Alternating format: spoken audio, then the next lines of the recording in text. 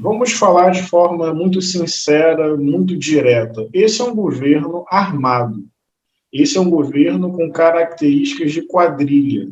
Esse é um governo com características de organização criminosa.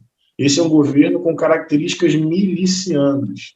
Esse é um governo com características autoritárias. Esse é um governo que elogia a tortura e exalta torturadores. Então, está evidente, está escancarado. É um projeto de ódio. É um projeto que descarta a importância da vida. É um projeto deliberada e intencionalmente de morte. Então, do ponto de vista da democracia, não faz sentido. Do ponto de vista de uma cultura de paz, de respeito, de preservação da humanidade, da natureza e dos animais, não faz sentido. Do ponto de vista da ética, da legalidade, da constitucionalidade, não faz sentido. É um governo armado, com características de organização criminosa, com características milicianas, com características autoritárias, bélicas, de desprezo completo à vida. Isso não tem respaldo na democracia, na república e na Constituição e na legalidade e no bom senso e na razoabilidade. É bom colocar nesses termos. É um governo que escapa à lógica da razoabilidade e escapa à lógica da democracia.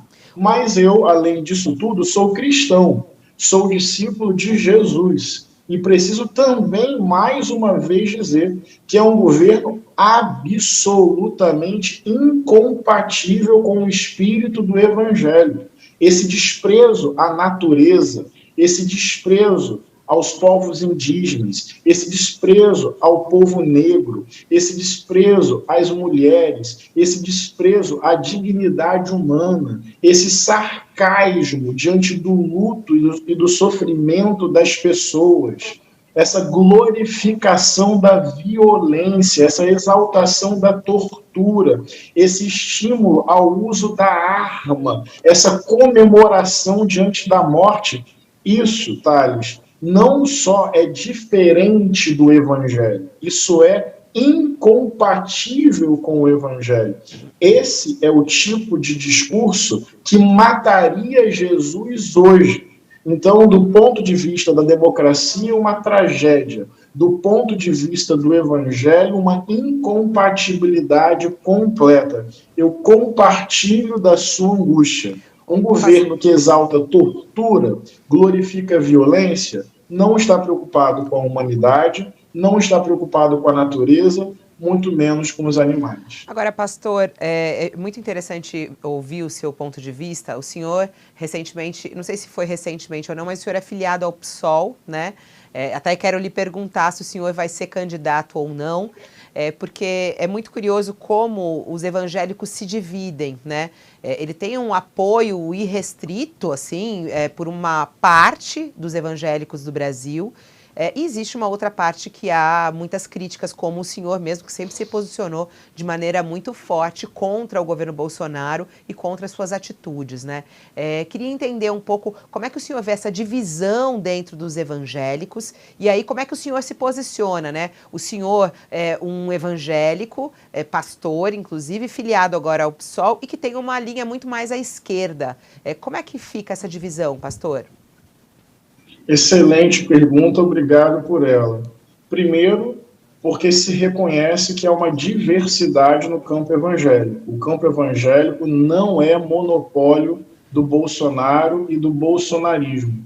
As pesquisas desse ano apontam, por exemplo, empate técnico entre Lula e Bolsonaro. Quando você faz um recorte entre mulheres, por exemplo, mulheres evangélicas, Lula inclusive folga na frente. Então, repara que o campo evangélico é plural e é diverso. Segundo aspecto, não existe neutralidade política diante da sociedade, diante das injustiças, diante da opressão e da violência. O que pode existir é honestidade intelectual, transparência e respeito profundo à liberdade de pensamento, de expressão, de decisão e de voto dos nossos irmãos e irmãs de fé. Então, com muita honestidade e com muita transparência, quem me acompanha sabe, sou pastor, sou discípulo de Jesus, defendo a democracia, a justiça socioambiental, sou parte da luta antirracista como homem negro, vinculado à luta pela reforma agrária, pelo direito à moradia, pela defesa dos povos originários. Essa é a minha perspectiva política e ela é transparente. Eu falo a partir deste lugar, defendendo o Estado laico, a democracia, os direitos humanos, a justiça social. Sou um pastor de posições evidentes, que respeito. O senhor vai ser candidato? A liberdade.